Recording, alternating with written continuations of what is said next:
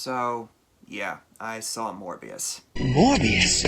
You can't be serious. Dead serious. The reviews have been pretty harsh, and that's putting it lightly. You look on YouTube, thousands upon thousands of videos are claiming that this is an absolute disaster. If you saw my previous YouTube short, not awful, but not good. If my voice sounds off, I apologize. I have had a cold for the last day or two, so hopefully I can get through this without further killing my voice. There's really not that much to spoil in this movie. It's a basically by-the-numbers, beat-for-beat supervillain origin story of sorts, but it feels very rushed and very messy and very condensed, almost to the point where it feels like a giant trailer for a movie that doesn't really happen. The only worthwhile thing that's worth talking about, I suppose, is the mid-credit scene, which we'll get to later on, but this more or less suffers the same problem as the previous Sony Spider-Man movies do. At least the latter ones, like Venom and Venom 2 and the Amazing Spider-Man movies. This movie feels like they shot it, reshot it again, and redesigned it,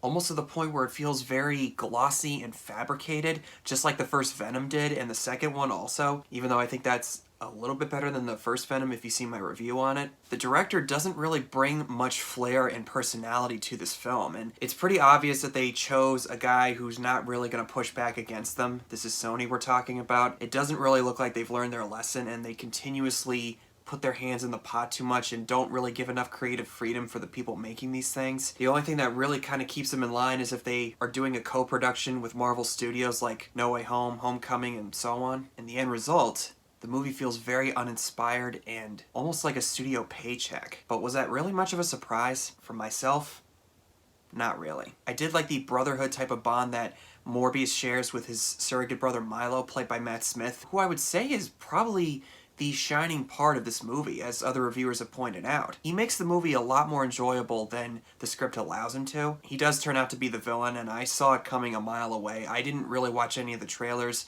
I watched some, but not all of them. But even then, there's stuff in the trailers that's not even in the movie and vice versa, but what'd you expect from Sony? As for Jared Leto as Morbius, he's fine, but the role is just too toned down and serious for me. Whether it's the writing, the direction, or Jared Leto's acting, which I don't want to harp on the guy too much. I mean, he won an Oscar for a reason for Dallas Buyers Club. He obviously has a lot of talent to him, but I don't think that he is as good as I would have hoped he was going to be. I will say this, he's much better fitted for Morbius than he is for the Joker. He looks like a vampire even, so I think that's pretty obvious. The Morbius look looks pretty cool and scary, and when he does turn into Morbius, it's kind of terrifying, especially when he wants to look for blood from other people. As far as him wanting the blood and trying to find a way to survive in other ways, I wish that we got more of that, but there really isn't enough of that. He drinks artificial blood that makes him survive for about maybe 4 hours before he starts to experience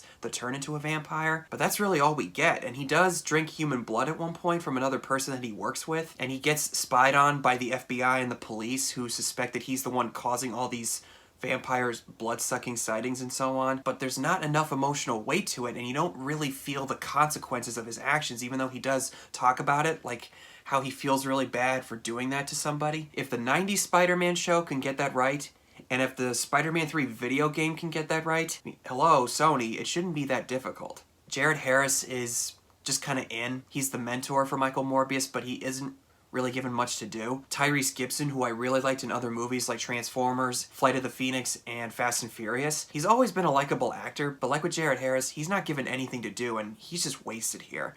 There was so much more they could have done with him. The action feels very uninspired and just very standard. A very big CGI glossy fest of some kind. It doesn't really feel like something you'd see in the Avengers, for instance, and I don't want to try to compare it to the Avengers because it's a completely different universe. If you saw No Way Home, obviously the two are connected. With something as grand as this, you would expect that maybe something kind of exciting would come out of it. I mean, even the previous two Venom movies had some kind of cool scenes to go off of, messy and disappointing as they were in many ways. With this one, you get what you pay for. And probably the biggest insult of all is that it's not really scary. There are some okay-ish suspenseful sequences and maybe a few good suggestions of blood-sucking, but yeah, it's got no effect.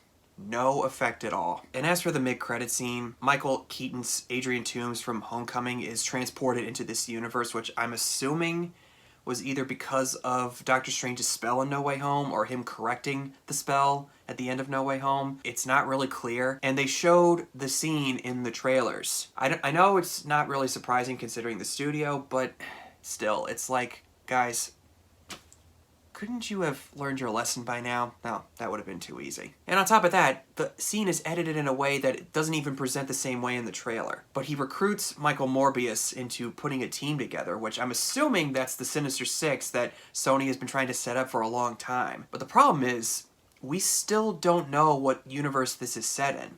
Obviously, it's not Tom Holland, but is it Andrew Garfield or is it Tobey Maguire? My bet is on Andrew Garfield's universe because tonally, it looks more in line with those two movies, but this movie doesn't explicitly say what universe of Spider-Man this belongs to outside of Tom Holland. I was hoping we'd get some clarification, but there isn't any. I wouldn't count on anything. On top of that, this scene in the trailer, nowhere to be seen. Surprised I am not. Morbius is not an awful movie, but it definitely could have been a lot better than the sum of its parts. I think that Jared Leto's fine. Matt Smith is probably the highlight of the movie. It has some okay scenes, but overall, it's just not that good. Ticked me off on the wrong night, Count. Do not play the fool with me, Parker. And at some point, Sony's got to either change some things around at their leadership level, or they just got to give up all the rights to Spider-Man completely. Or at the very least, make these all co-productions with Marvel Studios. I doubt any of those options will happen, but either way, that's the way they gotta go. But those are my thoughts on Morbius. Thank you guys for watching. Comment below and tell me what your thoughts are if you like the movie or not. And I'll see you guys in the next one.